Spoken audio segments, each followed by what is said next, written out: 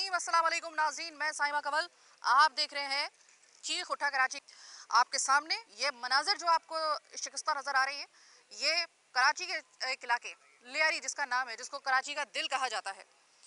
ये बिल्डिंग यहाँ पे मुनहदिम हुई। अब तक की इत्तलात के मुताबिक तकरीबन 27 जो डेथ टूल है वो रेज हो चुका है।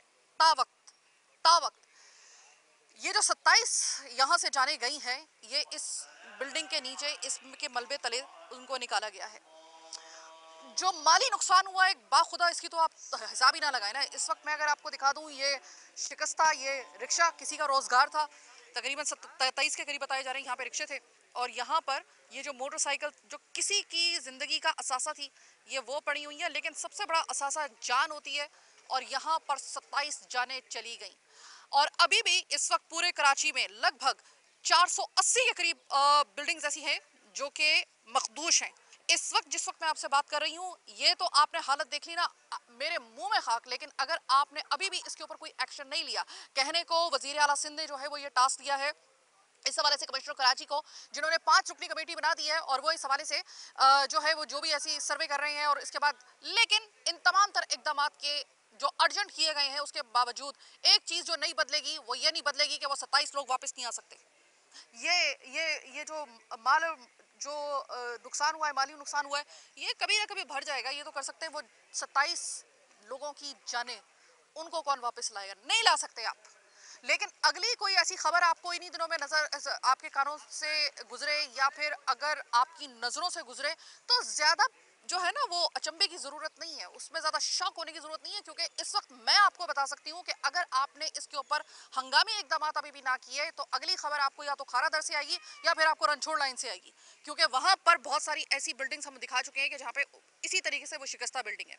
अब सवाल ये पैदा होता है कि मैं कुछ दिन के बाद आई हूँ यहाँ पर, ताकि मैं आपको सही तरीके से मनाजिर दिखा सकूं। ये तो हो गया, वो जो जाने वाले थे वो चले गए, जो माली नुकसान होता वो तो हुआ। लेकिन आप जरा सोचिए कि वो बेचारे जो अपने घरों के मालिक थे, अपने घरों में रह रहे थे, छत के नीचे रह रहे थे, अभी जरा दिल थाम के उनकी हालत देखिएगा कि बेसुरो सामानी की हालत में जब आसमान के तले आके अपनी फैमिलीज के साथ लोगों को रहना पड़ता है, वो कर्ब क्या होता है वो भी जरा देखिएगा। और इसकी वजह कुछ और नहीं है, इसकी वजह सिर्फ वो नाअहली, वो काहिली, वो नजरअंदाज करने का हमारा वतीरा कि जब पता है कि ऐसी बिल्डिंग्स पूरे कराची में हैं, आप क्यों। और कई मरतबा ऐसा हुआ है कि हमने प्रोग्राम में निशानदही की है कि भाई यहाँ पर बिल्डिंग्स इतनी कमजोर हैं, यहाँ पे इतने बड़े बड़े क्रैक्स आए हुई हैं, बिल्डिंग किसी वक्त भी गिर सकती है। कितने ऐसे वाकयात हो चुके हैं। आपको गुलबहार का आपको वाकया याद नहीं है कि किस तरीके से वहां पर आपको मलीर का वाकया नहीं है, या फिर आपको इस तरह के किसी इस तरह की, या तो पहली दफा हुआ हो तो कोई बात है। अब अगर मैं आपको अंदर लेके जाऊं, आई होप सो कि मेरा सिर्फ इस हद तक जाना जो है वो सही होगा। लेकिन अगर मैं आपको अंदर लेकर जाऊं, अभी भी आरताश की वजह से यहाँ से ड्रॉप है, और इस तरीके से मलबा जो है वो गिर रहा है। और अगर इस बिल्डिंग को सिर्फ आप देखें, ये सिर्फ एक हफ्ते पहले ये बिल्डिंग यहाँ पर जीते जागते इंसान थे, जीते जागते इंसानों का इस वक्त ये मलबे तले। और अफसोस की बात यहाँ पे मुझे ऐसी ऐसी बातें पता चल रही हैं। असल क़यामत तो ये है कि हमारे अंदर इंसानियत कहाँ चली गई, एक ये बड़ा मसला। अब मैं आपको सिर्फ ये दिखा रही हूँ कि इस वक्त इस जगह तो जिंदगी का कोई आसार नहीं है। ये बिल्डिंग का वाकया क्या आपको अगले वाकये वकू पजीर होने से रोक सकेगा? क्या हमारी government, Sindh government, Sindh building control authority, XYZ ये इदारे अब इस नुकसान की भरपाई करने के लिए तैयार है? अगला कोई हादसा ना हो, गारंटी है आपके पास? प्रोग्राम का आगाज कर रहे हैं, जरा थोड़ा सा विक्टिम से बात करते हैं। आपको आज के प्रोग्राम में देखने के लिए बहुत कुछ मिलेगा, मेरे साथ रहिए। मैं आपको इससे पहले कि यहाँ के जो विक्टिम हैं उनसे मैं बात करवाऊँ या मैं उनके मुतासरीन से आपकी बात करवाऊँ, आपको एक चीज़ मैं बता दूँ कि ये जो 27 लोगों की डेथ बॉडीज़ मिली हैं, यहाँ पे चूँकि हिंदू और मुसलमान दोनों इकट्ठे रहते थे यहाँ पर इस बिल्डिंग में, इसमें से तकरीबन 6 के करीब जो है वो मुसलमान फैमिलीज, जबकि ज़्यादातर जो है वो हिंदू फैमिली इसमें अफेक्ट हुए हैं। अब जो मेरे साथ मौजूद साहब हैं, ये हैं सद्दाम भाई। सद्दाम भाई का 4 कुनबे यानी कि 2 बच्चे, मियाँ बीवी, ये 4 कुनबे पे मुश्तमिल ये घर था। 5वां फ्लोर था वो वाला जहाँ पे ये सद्दाम भाई का घर था, जिस दिन उसके तकरीबन इस साइड पर। ठीक है सद्दाम भाई, हुआ क्या था? मैं सुबह को उठा था तकरीबन 10:20 पे, तो बिल्डिंग का नीचे से पिलर की आवाज़ आई थी, धमाका हुआ। तो मैंने अपने बच्चों को शलवार के साथ बच्चों को उठाया, वाइफ को उठा के वो ऊपर जो फ्लोर है वो छत है, एक बिल्डिंग है जो गेट बने हुए हैं ना, हाँ। तो उनकी छत पे मैं चढ़ गया, 2 स्टेप थे, मैं उसकी छत पे चढ़ गया और मैं वहीं पे खड़ा हुआ था। 1 मिनट के बाद फौरन ये बिल्डिंग नीचे आई। और एक अगर मैं गलती पे नहीं हूँ, एक धमाके के साथ पूरी की पूरी धुएं के साथ जो था वो बिल्डिंग नीचे आई है गालिबन इस जी तरीके से। जी, मैं बिल्कुल उसी टाइम पे खड़ा हुआ था और बिल्डिंग मेरे बराबर से ही गिरी है। ठीक है। उस टाइम पे मैं वहीं मौजूद था, छोटी फ्लोर की छत है, मैं इस बिल्डिंग में था, मेरा घर जो है वो इस बिल्डिंग में था जो गिरी है। वो दिल दहला देने वाला मंजर आपने खुद देखा है। जी बिल्कुल, मैंने अपनी आंखों से देखा है। ठीक है। सदाम भाई, अल्लाह ने आपके घर की खैर रखी कि आपके माली नुकसान हुआ लेकिन आपका खुदा ना खास्ता जानी नुकसान नहीं हुआ। मैं अगर आपसे ये मालूम करूं कि उसके फौरन बाद के मनाजिर क्या थे। जानी नुकसान हमारा हुआ है, जो इसमें हमारे रिश्तेदार थे जो 7 मुस्लिम थे, उसमें से वो मेरे 2 कज़न थे, 2 उनके, एक के 2 बच्चे थे, शोहेब था, एक का जैद, और एक की बेटी थी मुकद्दस 2 साल की, और आरिफ मेरे साथ मेरा खाला का बेटा था, और परवेज़ मेरे मामू का बेटा था। हम इसी बिल्डिंग में रह रहे थे। सदाम भाई, इसके बाद एक इमरजेंसी की सूरत हाल पैदा हुई होगी, जाहिर है कि एक ऐसा वाक़या, ये अगर कभी किसी ने, ये मैं आपको बड़े एक बावसूख तरीके से मैं बता रही हूँ, अल्लाह ना करे कि कभी आपको ऐसा मनाजिर अपनी आंखों से देखने पड़े। ये जो बिल्डिंग का गिरना होता है ना, आपको क्या लग रहा है बस बिल्डिंग में थोड़ा सा वो निकलेगा और हल्के से धप करके आवाज आएगी और बिल्डिंग गिर जाएगी? कयामत खेज ये मंजर होता है, इसकी एक धमक, इसका वो जो एक गर्द का एक तूफान सा एकदम उठता है और उसके साथ जो चीखों पुकार मचती है, वो आपको क़यामत सुहरा की आपको अच्छे तरीके से याद दिला सकती है। आपको मैं अगर अपने अल्फाज सही तरीके से नपे-तोली अल्फाज में अगर मैं कहूँ, सद्दाम भाई, इस वक्त ये सुनने को आ रहा है कि एक क़यामत तो गुजरी आप लोगों पर। एक शख्स के लिए इससे बढ़कर उसके लिए मतलब जिंदगी और मौत का मामला क्या हो सकता है कि वो अपने घर में अपने बच्चों के साथ, अपनी बीवी के साथ जिस छत के नीचे बैठा हुआ था ना, वो सिर्फ एक झटके से सड़क पे आ जाए। इससे बड़ी कोई इसमें बदबख्ती नहीं हो सकती। सदाम भाई, उसके बाद सुनने में ये आ रहा है कि इतने दिन हो गए, 1 हफ्ता होने के बाद, सदाम भाई, ना आपसे किसी ने पानी का हुकूमत की तरफ से कोई गिलास पूछा है, वादे वाइद किए जा रहे हैं, ना आपको कोई खाना दिया जा रहा है, ना आप लोगों को कोई मुनासिब आपकी रिहाइश का इंतजाम किया जा रहा है। क्या ये मैंने अगर सुना है तो ये कोई सुनी सुनाई बात है या वाकई इसमें कोई हकीकत है? ये बिल्कुल राइट बात है, सही बात है कि अभी तक हुकूमत की तरफ से हमें कुछ भी नहीं दिया गया। पानी का गिलास भी जो है वो हमें इलाके मकीनों ने दिया, खाना तक, यहाँ तक के खाना वगैरह जो है वो इलाके ने दिया। यहाँ पर जितने लोग आ रहे थे, मिनिस्टर्स थे या कोई और लोग थे, तो उनके साथ जितने भी आ रहे थे, खाना अगर हारा भी था हमारे लिए, मुतासरनों के लिए, लेकिन उनकी अपनी टीम इतनी ज़्यादा थी कि वो खुद ही खा पी रहे थे, हम वहीं पर बैठे हुए थे। मतलब मुतासरीन के लिए जो खाना आ रहा था वो दूसरे खा रहे थे, बचाने वाले खा रहे थे। जो वर्कर थे उनके साथ जो टीम होती है, एक मिनिस्टर के साथ जितने भी लोग होते हैं वही थे। हाँ, डीसी साहब ने हमें एक दिन नाश्ता करवाया, सुबह के टाइम पे आके उन्होंने पूछा, उन्होंने हमारे लिए पानी किया।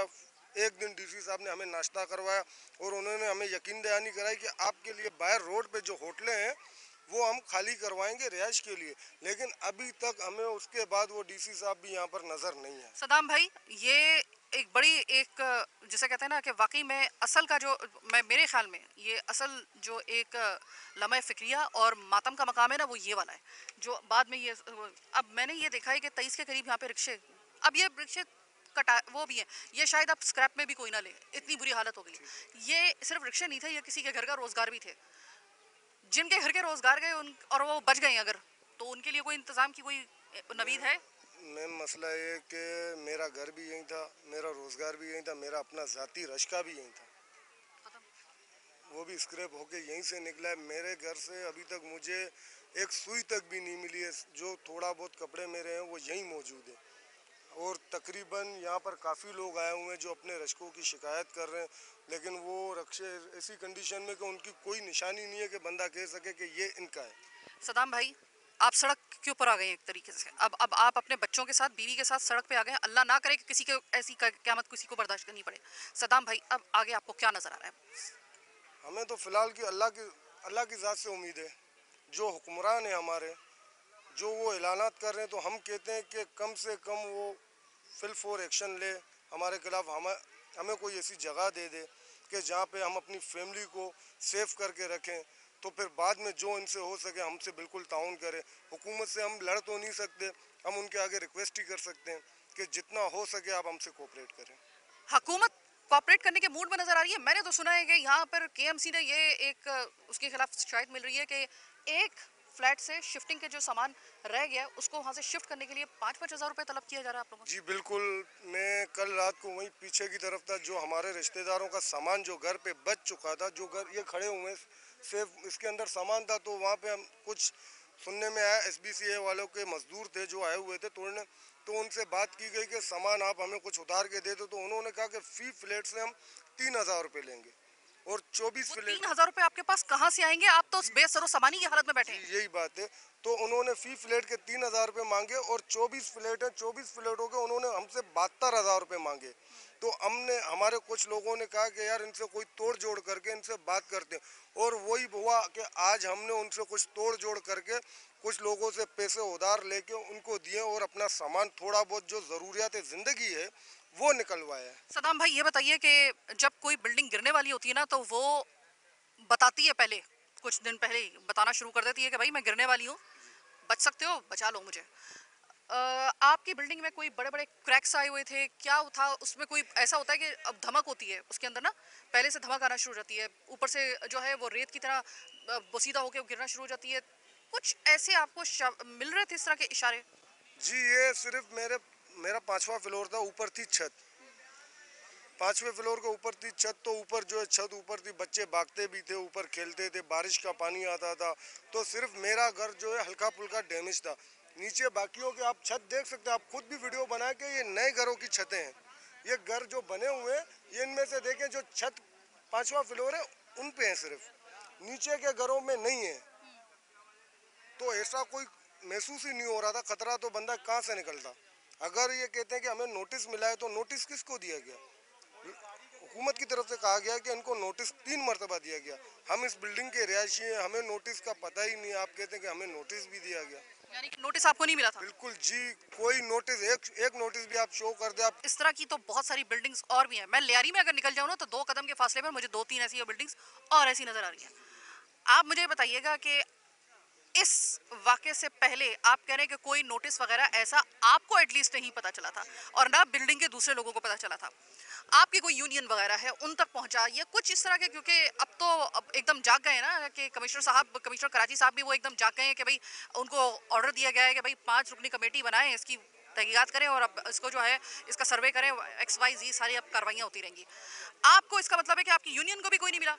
हमारी यूनियन को मिला, तो हमारी यूनियन हमारे साथ ही बैठी हुई है, हमारे जितने बड़े लोग हैं वो सारे बैठे हो। और यूनियन अगर को मिला होगा तो हुकूमत के पास, SBS वालों के पास, उनके पास कोई लेटर तो होगा, कोई सबूत तो होगा, प्रूफ तो होगा कि भाई हमने इन बंदों को नोटिस दिया है, हमने खाली करवाने का कहा है। हमें तो किसी ने नहीं कहा, उनके पास कोई सबूत भी नहीं है। और हम यहाँ से कोई अभी से तो नहीं रह रहे, हमारी पैदाइश यहाँ की है, मेरी पैदाइश भी इसी बिल्डिंग की है। सदा भाई, इस वक्त आपको फौरी तौर पे किस चीज़ की ज़रूरत है? इस वक्त हमको जो है ज़रूरत है, फ़िलहाल अपने रिहाइश की ज़रूरत है, और हमें जो है खाने पीने की ज़रूरत है, ज़िंदगी की ज़रूरत है। जो अशिया मिलती है, पानी हो गया, खाना पीना हो गया, और ज़्यादातर जो हमें ज़रूरत है फ़िलहाल हमें कोई छत दी जाए। अस्सलाम वालेकुम। वालेकुम अस्सलाम। भाई ये बताइएगा कि ये सानिया गुजरे हुए भी अब तकरीबन हफ्ता होने को आया है, लेकिन ये मलबा भी नहीं उठाया जा सका। ये जो नुकसान यहाँ पर हुआ, इसके बाद जो बचने वाले लोग हैं अपनी फैमिलीज के साथ, जो बेसरो सामानी की हालत में आसमान तले आ गए हैं, उसके नीचे आ गए हैं, तो मुझे आप ये बताइए कि कोई किसी किस्म की आपको ऐसी ढारस है या कोई ऐसा आपको कोई जो है वो सहारा है कि अब आप अपने घरों में वापस जा सकेंगे? कब तक आप इस तरह रहेंगे, कुछ अंदाजा है आपको? कुछ इस बारे से कहेंगे? मेरा तो घर यहाँ पर रिहायश नहीं था, रिहायश यहाँ नहीं था। मेरा गैरेज में पार्क में मेरा रिक्शा खड़ा था। ठीक है। मैं रिक्शा ड्राइवर हूँ, मैं आबिद अली बात कर रहा हूँ। मेरा इधर रिक्शा था, ये मेरे बच्चों का रोटी रोजी था। हम तो लोग रोड पे आ गए। ये रिक्शे से हमारा घर का चूल्हा चलता था, और हमारा कोई सूरत हाल यहाँ नहीं है, ना हमें कोई पूछने वाला नजर आया, कोई ऐसा सूरत हाल हमें नजर नहीं आ रहा है। आपका नाम क्या है? आबिद अली। आबिद भाई, ये रिक्शे यहाँ पे 23 के करीब, 23 के तकरीबन तकरीबन 23 रिक्शे जो खड़े थे, इसका मतलब ये है कि आपका रोजगार गया। आपका भले घर यहाँ पे ना गया हो, लेकिन आपका रोजगार गया। और इस वक्त अब ये रिक्शा आपको लेना, आपको लगता है कि इतना आसान काम है आपके लिए? नहीं, मेरे साथ में नहीं हो सकता है मैडम, मैं झूठ नहीं बोलता हूँ। अभी 5 लाख का गाड़ी का कीमत है। अभी 5 लाख मैं गरीब बंदा कहाँ से ले सकता हूँ? पहले भी ये गाड़ी मैंने जैसा मैं था उधार करके हमने गाड़ी ली, अपना गुजारा चला रहा था। अभी 5 लाख तो मेरे हाथ में तो नहीं हो सकता है मैडम। तो अभी इसके हवाले से अगर हुकूमत आपका, तो क्योंकि होना तो ये चाहिए कि जिनके जो नुकसान हुआ है ना रिक्शों का, क्योंकि जाहिर है रिक्शा वो एक रोजगार है कि ये चलेगा तो घर में रोटी पकेगी, ये जिस दिन नहीं चलेगा आपके घर में रोटी नहीं पकेगी, बात सिंपल सी है।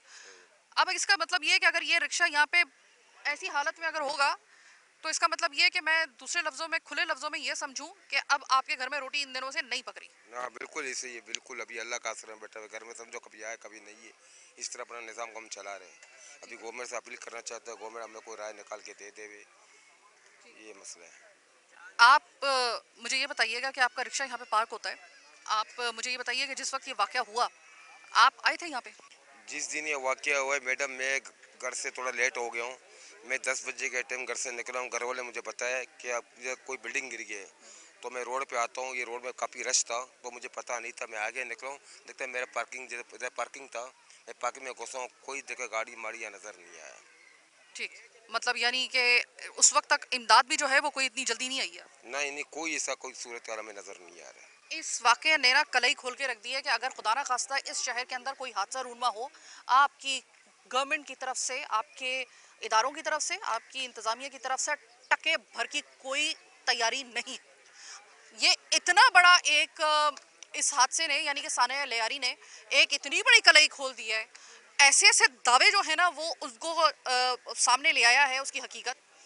आप ये सोचिए कि अगर ये तो एक बिल्डिंग गिरी है, अल्लाह ना करे, अल्लाह ना करे, मेरे मुंह में खाक, पट्टी के ऊपर है ये कराची शहर जलजले की। ये तो अल्लाह का करम है कि हमारे यहाँ पे ऐसा जलजला आ नहीं रहा। पिछले दिनों आ रहे थे ना ये कुछ वजूहात की बिना पर ये लियारी में, और उसमें हल्के झटके थे वो। अल्लाह ना करे, अल्लाह ना करे ये शहर अगर इधर जहाँ पे जिसको कहा जाता है कि जलजले की पट्टी पर है, ये कल शहर में कोई ऐसा जलजला आ जाए और ये वतीरा हो हमारे इदारों का, आपकी बिल्डिंग कंट्रोल अथॉरिटी, आपका सिंध गवर्नमेंट, आपकी दूसरे इदारे, एक बिल्डिंग के बाद, इस साने के बाद आप वक्त के ऊपर नहीं पहुंच सके। छोटी सी एक ब्रेक का वक्त हुआ है, ब्रेक के बाद वापस आएंगे। इसी तरीके से मजीद जरा देखते जाइए और शर्माते जाइए वो तमाम तर हुकूमती इदारे और हुकूमत कि किस तरीके से आपके लोग इस वक्त सिर्फ आपकी नेग्लिजेंस की वजह से और आपके इदारों की नेग्लिजेंस की वजह से आज बेसरो सामानी की हालत में यहाँ पे क्या मतलब सुगरा बर्पा हो गई, 27 लोग चले गए। छोटी सी एक ब्रेक का वक्त।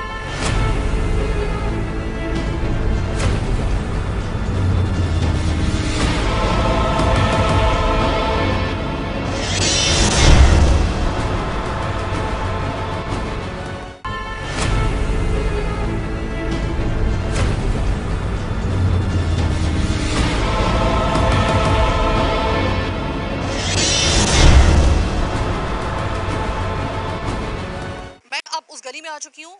एक बात याद रखिएगा कि जिस वक्त कोई बिल्डिंग जो फ्लैट्स के ऊपर मुश्तमिल हो या फिर घर पे, लेकिन अगर फ्लैट्स हैं तो और ज़्यादा गंभीर सूरत हाल ये होती है कि फ्लैट्स में एक ही जगह के ऊपर बहुत सारे फ्लैट्स होते हैं।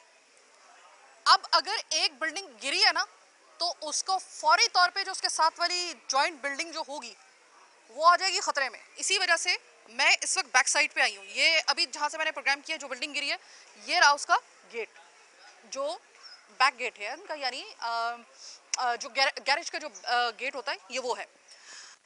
अब जो ये वाली बिल्डिंग है ना साथ में, इसको खाली करवाया गया है कि कहीं यहाँ पे नुकसान ना हो जाए।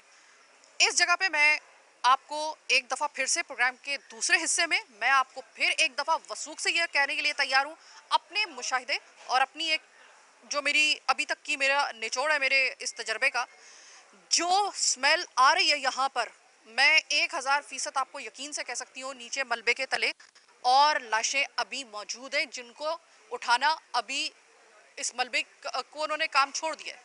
अब यहाँ पे कोई भी नहीं आ रहा, कोई रेस्क्यू करने के लिए नहीं आ रहा। वो लोग जो अभी तक मिसिंग हैं, अल्लाह का वास्ता है भाई, वो जो मिसिंग है उनको ढूंढे। वो कहीं ऐसा ना हो कि इस मलबे के तले उनकी लाशें जो है वो गड़ी हों या पड़ी हूँ। आप मुझे ये बताइए सर, मैं सबसे पहले तो ताज़ियत करूँगी, आप हमारे हिंदू भाई हैं और आप लोगों का यहाँ पे बहुत नुकसान हुआ। नुकसान मुसलमानों का भी हुआ यहाँ पे। दरअसल हम मज़हब की बुनियाद पर नहीं, इंसानी बुनियाद पर जो नुकसान हुआ है, हम उसके लिए जो है वो सबसे पहले आपसे एक हमारी तरफ से ताज़ियत। सर मुझे ये बताइएगा, अब तक के अंदाजे के मुताबिक आप लोगों के एक मुसद्दिका इत्तलात और तमाम तर रिपोर्ट्स के मुताबिक कहा जा रहा है कि कुछ लोग मिसिंग भी हैं यहाँ पर, कितने तकरीबन? देखें, एक्चुअली ये जो इलाका है ना, गैरेज का इलाका है, ये 200 साल कदीम इलाका है। हमारी खुद के बिफोर पार्टीशन की यहाँ पे हिस्ट्री है हमारी, सही है। ठीक है ना। जो इस बिल्डिंग कोलैप्स हुई है, इस बिल्डिंग के अंदर अप्रोक्सीमेटली जो हमें जो एक रिपोर्ट मिली है 40 से 45 बंदे थे। उस टाइमिंग के अंदर जो एक दो फैमिली ने अपना एक टाइमिंग गेम के अंदर वो निकल चुकी थी। जो लास्ट मोमेंट जो बच्चे हैं ना 29-30, जिसमें से एक बच्ची 3 महीने की बच्ची है, वो बच्ची समझ ले कि एक मिरेकल, एक मौजा कह लें, जो भी कह रहे हैं, उनके वालिद साहब दोनों गुजर चुके हैं। उस बच्ची को पता है कि मेरे मतलब उस इतनी 3 महीने नहीं, मतलब यानी कि उसको कोई संभालने वाला है उस बच्ची को? उसको उसके चाहे बड़े पापा ने उसको अडॉप्ट कर दिया है। दादा ने? बड़े पापा ने अच्छा। बड़े पापा ने उसको अडॉप्ट कर दिया, ठीक है ना। अब ये एक ये है ना, ये कपल है, इसके बड़े भाई सही है, ठीक है। नाम? इनका ये महूल और इनकी मिसेस है। ठीक है। महरूल और इनकी मिसेस, यंग कपल है बिल्कुल। यंग कपल है, इसको 7 महीने इनकी शादी हुई है। अच्छा अच्छा। 7 मंथ। अच्छा, इस तरह के अगर हम ये देखें तो अप्रोक्सीमेटली जो 3 कपल थे जो जिनकी 6 महीने 7 महीने पहले शादियाँ हुई हैं। अच्छा, ये हमारी जो कौम के अंदर एक सानिया हुआ है, ये मैं सबके लिए कहूँगा, इंसानियत का सानिया हुआ है। ये समझ रहे हैं कि हमने तो पूरी लाशें उतारी हैं, 20 की 20 हमारी कच्ची मच्छी पंचायत मानते हैं, तो हमने कब्रिस्तान में सारी लाशें उतारी। माहेश्वरी ज्यादातर लोग थे यहाँ पे। ये मेजॉरिटी सारे मायशरी मेवा कम्युनिटी थे। ये कहाँ जाएंगे? इनको 2 वक्त की रोटी नहीं मिल रही, रोज़गार नहीं मिल रहा। इनको आप समझ लें कि मतलब बेचारे जो मजदूरी करते हैं, मजदूरी में उन्होंने 1000 रुपये कमाया, 500 रुपये किराया दे रहे हैं, रेंट में दे रहे हैं, जो भी मामला आते हैं।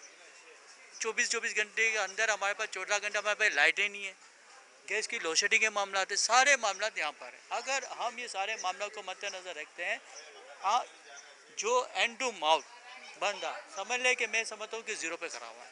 फिर आ जाए इस महंगाई के तौर पर, बंदा अगर ये गवर्नमेंट ऑफ पाकिस्तान हमें 10 लाख की एक अप्रूवल देती है, हमें पूरे कराची में बताया कि 10 लाख का प्लॉट कहाँ मिलता है, हमें बता दे कराची में 10 लाख का प्लॉट कहाँ मिलता है, तो हम उसको। सर ये जो 10 लाख का कह रहे हैं ना, 10 लाख का प्लॉट तो छोड़े सर, वो छोड़े कि 10 लाख का कौन सा प्लॉट मिलता है, वो जो कागजी कार्रवाइयाँ है ना, इसमें 10 लाख उसमें पूरे होंगे। यस, तो बात ये है कि वो 10 लाख भी हमारे पर पहुँचते हैं नहीं पहुँचते हैं, और किस सदी में पहुँचते हैं हमें नहीं पता। मतलब जो कल अपने एक छोटे सही लेकिन एक फ्लैट का मालिक था, हाँ, आज वो 10 लाख रुपए उसकी हथेली पे रखा जाएगा और उससे कहेगा भाई आप अपने किराए का बंदोबस्त कर लें, इसी में आपने रोजगार करना है, इसी में बच्चे की रोटी कमानी है। अच्छा कैसे होगा? अगर चौथी जनरेशन यहाँ पर चल रही है, चौथी जनरेशन अगर चल रही है, ठीक है ना, चौथी जनरेशन चल रही है, तो आज के दौर के ऊपर अगर एक बिल्डर हमारे पास 40-40 लाख का घर बेच रहा है, तो ये बेचारे इनको 5-5 या 10 लाख से इनको क्यों एडजस्ट किया जाए? ये सवाल। आखिरी सवाल, आप यहाँ पे उस वक्त पहले लम्हे से आप यहाँ पर मौजूद थे, मुझे बताया है लोगों ने कि यहाँ पे जो हंगामी हालात से नबर्द आज़मा होने के लिए जो इमदादी सरगर्मियाँ थी बड़ी देर में शुरू हुई थी। देखें, जो ये टाइमिंग जो हमें जो बताया गया है 9 बजे जो क्लैक्स हुई है, 9 के 10 के दरमियान जो इंतज़ामिया टीम आई है 12:30 से 1 बजे, तकरीबन 3 घंटे के बाद। 3 घंटे के बाद। सर अब मैं ये पूछना चाहती हूँ, ये तमाम तरह सिचुएशन देखने के बाद आप मुझे, अब दिन गुजर गए, अब आप मुझे बता सकते हैं कि क्या ऐसी हंगामी हालत से नबर्द आज़मा होने के लिए रेडी थे, ये इनकी तैयारी थी किसी किस्म की इमरजेंसी की सूरत में, इमरजेंसी को डील करने की? डॉक्यूमेंट के हिसाब से जो अगर खुदा ना खासा अटक्यूट आता है या कोई ये हमारी जो सानिया हुआ है, इनके पास हम लोगों ने एंड ऑफ स्पॉट इनको कहा भाई आप क्रेन लाएं, क्रेन से पहले मलबा उठाएं, सही है। ठीक है ना। मलबे से ये होगा जो अंदर लाशें हैं ना वो, मगर यहाँ पर क्रेन नहीं आई थी, एस्टिवेटर आया था, जो एस्टिवेटर जो मतलब वो जो आपको कहने का मतलब है वो सिर्फ वो एक वो जिस तरीके से वो बेलचे वाला काम होता है ना, बेंचे वाला काम होता है, वो वाला था। नो डाउट इंतजामिया सारी थी, सब बंदे थे, एवरीथिंग था, मगर एक टाइम गेम होता है, टाइम गेम को जिंदा बंदों को निकालना, वो टाइम गेम खत्म हो चुका था। ये 3 दिन का, हमें 3 दिन तक ये कार्रवाई चली, हमें सबको लाशें मिली। अब आपने कार्रवाइयाँ यकीनन देख ली होंगी, टाउन इंतजामिया की भी मेरी बात हो रही थी हम्माद एंडी खान से, जो कि म्यूनसिपल कमिश्नर हैं लियारी टाउन के। जैसे उन्होंने कहा कि हम अपनी फुल कैपेसिटी में जितनी हम कार्रवाई कर सकते थे वो जिस तरीके से कर रहे थे, रिहेबिलिटेट करने की कोशिश कर इस वक्त मैं आपको बता रही हूँ, जितने भी कार्रवाई करने वाले जितने भी इदारे हैं, अल्लाह का वास्ता ये मलबा हटा लें। जो लोग मिसिंग हैं इतने दिन बाद भी वो कहाँ गए? आप थोड़ा सा तो परेशानी इसमें जाहिर करें, आप थोड़ा सा उनको तो देखें, कहाँ वो जो लोग मिसिंग हैं वो कहाँ हैं? वो कहीं ऐसा तो नहीं है कि मलबे के नीचे दबे हुए हैं, और वो इतने दबे हुए हैं कि अभी तक आपने उन तक आप पहुंचे नहीं है। काफी ज्यादा यहाँ पे फ्लॉस पाए गए हैं इंतजामिया की तरफ से, इसमें कोई शक नहीं है। हम आपको लेके चल रहे हैं उस जगह पर जहाँ पे वो बदनसीब सारे लोग बैठे हुए हैं, जो कि कल तक, यानी कि सिर्फ एक हफ्ते पहले तक जो अपने घरों के मालिक थे, अपने घरों में सुकून के साथ अपने बच्चों के साथ जिंदगी गुजार रहे थे, आज एक झटके से, एक धमाके से, इस बिल्डिंग के गिरने से आज वो बेसुरो सामानी की हालत में भूखे प्यासे आसमान तले आके अपने बच्चों के साथ बैठ गए, उसमें बच्चियां भी शामिल हैं। एक साहब मेरे साथ बैठे हुए हैं जिनसे मैं बात करने के लिए जा रही हूँ। रासी इनका नाम है, हिंदू कम्युनिटी से इनका ताल्लुक है। इस शख्स का क्या नुकसान हुआ है ना, और ये शख्स अभी भी अगर यहाँ पे आपको बगैर आंसुओं के एक हौसले के साथ आपको नज़र आ रहा है, ये क्यों नज़र आ रहा है, बस ये अगला हिस्सा सिर्फ आप प्रोग्राम का ज़रूर देखिए। सर, इस वक्त जो आपका नुकसान हुआ, इससे पहले कि मैं ये आपसे सवाल करूं, माशाल्लाह आप पहनावे से, अपनी बात करने से, आपके तमाम उसको देखकर लग रहा है कि माशाल्लाह आप एक खुशहाल घराने से आपका ताल्लुक था। एक बिल्डिंग के गिरने का धमाका होता है और उसके बाद सुना है, उसके बाद पूरी आपकी कायनात, आपकी दुनिया, सब कुछ बदल गया। अजीज साहब, सनाडा होता है, धमाके बाद सनाडा होता है, उसमें मेरी दुनिया जो उजरी है, उसमें मेरे 3 बेटे जवान, 2 बहुएं जवान, और एक मेरी बेगम, और एक 3 महीने की जो पोती है, उस मलबे से हमें जिंदा मिली है, मौजज़ाती तौर पे। मौजूदी तौर पे। इस वक्त आपके घर से तकरीबन लगभग कोई 6 के करीब लोग, छः लाशें हमने उठाई है अपने प्यारों की। साहब इससे बड़ा कोई किसी के लिए, इससे बड़ी कोई आजमाइश की घड़ी नहीं हो सकती। और आजमाइश अगर मैं कह रही हूँ तो ये मैं बहुत कम एक इम्तहान का लफ्ज़ इस्तेमाल कर रही हूँ। आपने सबसे पहले तो वो घर जो आपकी जन्नत होता था, आप लोग वहाँ पर रहते थे, खुशहाल ज़िंदगी गुजार रहे थे, आपको देखने से लग रहा है कि आप एक खुशहाल ज़िंदगी गुजार रहे थे। एक पूरी एक जॉइंट फैमिली थी, जो कि एक बिल्डिंग के गिरने से उनमें से 6 लोग, जिसमें से आपके 3 जवां साल बेटे भी थे, आपकी बहुएँ थीं, आपकी बेगम थी, वो आपकी आंखों के सामने उस दुनिया से चले गए। एक बच्ची, वो कभी कभी ऊपर वाला जो है ना, वो आपको दिखाता है कि अगर मैं किसी को ज़िंदा रखना चाहूँ ना तो मैं ऐसे भी रख सकता हूँ, मैं किसी को ना रखना चाहूँ ना तो तमाम तर इंतजाम के बावजूद भी नहीं रख सकता। 3 महीने की वो मासूम बच्ची है, बहुत ज़ाती तौर पर वहाँ से ज़िंदा बरामद हो गई, और जिसकी आपने रिपोर्ट भी देखी, वो इन्हीं की ही पोती थी। सर, बच्ची की हालत कैसी है, पहले तो ये बताइए। बच्ची की हालत शुरू में तो बेहतर नहीं थी, अब कुछ बेहतर है, क्योंकि उनको थोड़ी सी यहाँ रगड़ आई, कुछ जगह पे रगड़ आई थी, उसका हमने ट्रीटमेंट करवाया, अब बेहतर है। अच्छा, अब मैं आती हूँ उन सवालों की तरफ। देखिए सर, जिन्होंने जाना था ना, वो आपको एक बहुत बड़ा ज़िंदगी का सदमा देके जा चुके। 6 लोगों का एक घर में रहते हुए एक ही झटके से उनके जनाजे उठना, ये कोई मामूली बात नहीं होती। बंदा जो होता है ना, ज़मीन के अंदर गड़ जाता है, वो इस ऐसी हालत हो जाती है एक तनुबंद इंसान की। अब मुझे ये बताइए सर कि आप लोगों से कहा गया है कि आप लोगों को 10 लाख रुपए सिक्का राइजुल वक्त दिए जाएंगे, 1 मिलियन, और इसके साथ आपको लग रहा है कि आपका अच्छा भला एक घर था, आपका अपना घर था, अब ये 10 लाख रुपए आपके लिए काफ़ी होंगे आपके ख्याल में? मेरे ख्याल में तो ये काफ़ी नहीं है, क्योंकि 10 लाख में तो आज यहाँ ना तो कुछ मिलता है, ना कुछ कोई कुछ कर सकता है। इतनी महंगाई है, इसमें तो एक कमरा भी नहीं आ सकता है, मुश्किल है इतने पैसों में। जो जिनके प्यारे चले जाएं, वो पैसों का क्या करेगा? जिसका आशियाना चला जाए, जिनके इतनी सारी हमने लाशें डाली है, अपनों को प्यारों को दफनाया है, तो हम क्या उम्मीद रखें किसी चीज़ की? ये बताइएगा सर कि आपने बताया ये काफ़ी नहीं है, आपका वैसी इस हादसे से पहले रोज़गार का ज़रिया क्या था? मैं सरकारी मुलाजिम हूँ, ठीक है मैं मलिर कोर्ट में हेड बैलिफ हूँ। सर, अब ये बच्ची की जिम्मेदारी हो गई है आप पे, जो आपकी पोती है आपकी, उसकी जिम्मेदारी आप पर आ गई है। अब आप हैं और इस पूरी दुनिया में उस बच्ची का, आपका उसके अलावा कोई सहारा नहीं, उसका आपके अलावा कोई सहारा नहीं। इस बच्ची की उम्र जितनी है ना, आप जाहिर है कि ये मदर फीड पे थी, अब इसको इसके दूध का इंतज़ाम, इसके, आपको पता ना कि एक बच्चे के खर्चे कितने होते हैं, कैसे करेंगे सर आप? सर, मैं दाता हूँ, हिम्मत करूँगा, मैं पालूँगा उसको, कोशिश करूँगा इसका मुस्तकबिल बेहतर करूँ जितना कैसे करेंगे सर? उसके लिए पैसा ज़रूरी होता है। उसके लिए पैसा ज़रूर है क्योंकि अब तो मैं बेघर हूँ, ना तो मेरा घर है, ना मेरे तो सब कुछ जानी माली नुकसान मेरा हो चुका है। अब मैं चाहता हूँ कि मैं अपनी पोती को अच्छा मुस्तकबिल दूँ, मगर उसके लिए मैं कुछ करूँगा, मगर मुझे सपोर्ट भी किसी का चाहिए। सर आपको किस किस्म की सपोर्ट चाहिए, सिर्फ ये बताइए। सपोर्ट तो मैं क्या बताऊँ। इस वक्त एक गवर्नमेंट की एक जिम्मेदारी होगी ना जाहिर कि आपने होना तो ये चाहिए था कि अगर आपने ये करना ही है ना तो फीकस जिसका जितना नुकसान, जितना माली नुकसान हुआ है, जानी नुकसान हुआ है, उसके हिसाब से रखा जाता है। लेकिन बात यह है कि वो 6 लोग इन साहब के जो घर से गए हैं और वो 27 लोग जो ओवरऑल अभी, और वो लोग जिनका अभी तक हिसाब किताब लगाया ही नहीं गया है कि वो मलबे के नीचे कोई और लाश तो नहीं दबी। तो अभी तो हमारे ना, हम ये 27 कह तो रहे हैं ये डेथ टूल, ये कंफर्म नहीं है अभी तक। अभी तो ये मलबा उठने थे, आपको फिर पता चलेगा।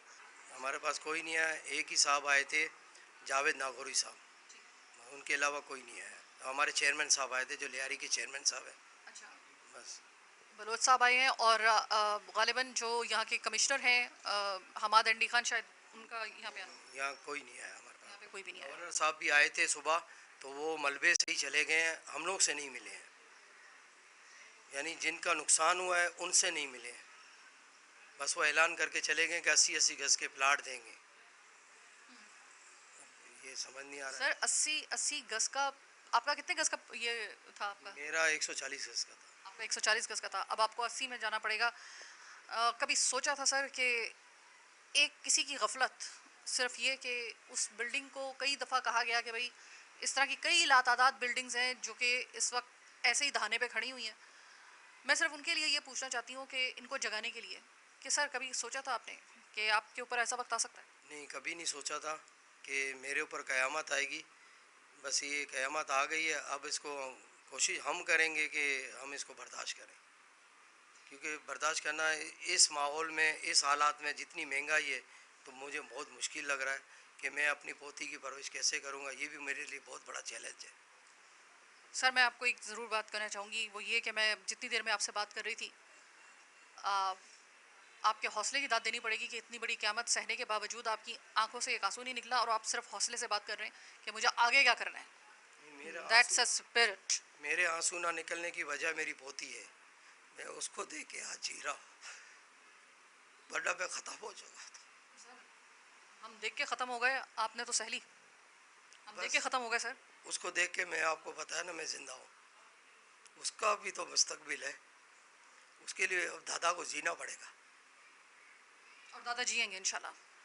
ये मैं सवाल करना चाहती हूँ कामरान टिसोरी साहब से, गवर्नमेंट से, कि do you really think that 1 million rupees, 1 million enough for this? आपको वाकई में लगता है कि 1 मिलियन यानी कि 10 लाख रुपए की ये रकम काफ़ी है? सर लोगों ने अपने घर खो दिए, अपने बच्चों को खो दिया, इससे बड़ी मिसाल मैं आपको क्या दिखाऊं? 6 लोग एक घर से गए हैं सर, ये हमारे ही तो लोग हैं, ये कोई दूसरे किसी दूसरे मुल्क से थोड़ी आए हैं, किसी दूसरे मुल्क को भी हम इतना सहारा देते हैं, ये हमारे अपने लोग हैं। सर 10 लाख रुपए किस तरीके से ये मैनेज करेंगे? अब ये आप पे मैं छोड़ रही हूँ कि सर देखें, मैं अगर अपनी मिसाल लूँ तो देखिए सर, मैं यहाँ की शहरी हूँ पाकिस्तान की, ये तमाम पाकिस्तान के शहरी हैं, हम तमाम पाकिस्तान के शहरी हैं। हम यहाँ पे टैक्स किस लिए देते हैं?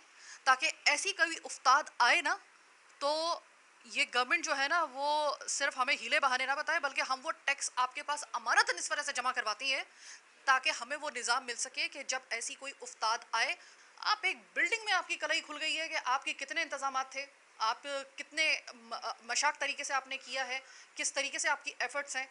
3 घंटे बाद तो यहाँ पे रेस्क्यू के अमला आया यहाँ पर बचाने के लिए। इन 3 घंटों के अंदर अगर वक्त के ऊपर बहुत सारी चीज़ों को देखिए, ऐसे मौके के ऊपर जो वक्त होता है बहुत बड़ी की होता है, इस वक्त बहुत बड़े नुकसान से बचा जा सकता था, बचा जा सकता था उस वक्त भी जब आपको पता था कि इस तरह की 480 के करीब बताई जा रही हैं बिल्डिंग्स ऐसी और हैं। आप किस चीज़ का इंतज़ार कर रहे थे सर? और ये तो हमें पता चल गया है कि कल अगर यहाँ पे पूरे कराची के अंदर किसी भी जगह पर या पूरे कराची में अगर खुदा ना खास्ता कभी कोई एमरजेंसी की सूरत, इस तरह की कोई साने की सूरत में सामने आएगी, आपकी मशीनरी से लेकर आपके तमाम इदारे, सिंध गवर्नमेंट, सब सवालिया निशान बन जाएंगे। इनकी कोई तैयारी नहीं है किसी भी किस्म की। आप अल्लाह पे भरोसा रख लें, अब हम इससे ज़्यादा आप कुछ नहीं कह सकते। ये सानिया लियारी कलाई खोल गया, एक्सपोज कर गया सबको कितनी की हमारी तैयारी है। बस जो हम अपने टैक्सेस वगैरह भर रहे हैं ना, ताकि कभी ऐसे कोई हालात हो, कोई जलजला आए, कोई इस तरह के तूफान हो, कोई इस तरह का हादसा हो, हम लोगों को रेस्क्यू कर लिया जाए, हमारे पास इतनी मशीनरी हो, इस तरीके से हम लोगों का अमला जो है वो हमें पूरी एक रियासत माँ की तरफ प्रोटेक्ट कर ले, नहीं कर रही। सिंपल से वो अल्फाज में इस्तेमाल कर रही। एक सानिया हुआ लियारी, सानिया लियारी गुजर कर बहुत सारी चीज़ों को एक्सपोज करके, लूप होल्स को एक्सपोज करके गुजर गया। अब जिंदगी असल इम्तहान लेगी उन बचने वालों का जिन्होंने अपने प्यारों को भी खोया है और जो आज अपने घरों से सड़क के ऊपर आ गए। आज का प्रोग्राम चीख उठा कराची बस यहीं तक। मुझे मेरी टीम के साथ दीजिए इजाजत। आने के बाद